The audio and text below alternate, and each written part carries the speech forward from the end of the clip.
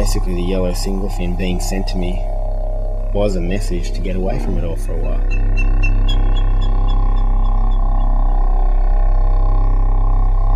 And I knew it was a beautiful board, but I had no idea who shaped it or, you know, what kind of soul had gone into it. I was just stoked to receive something like that.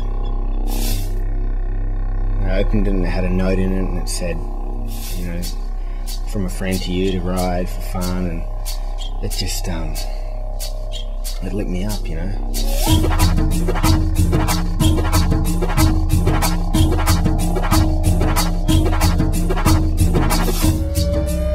Surfing goes through your veins and it goes through the veins of your friends, and to have something that's special to someone else sent to you is a big deal.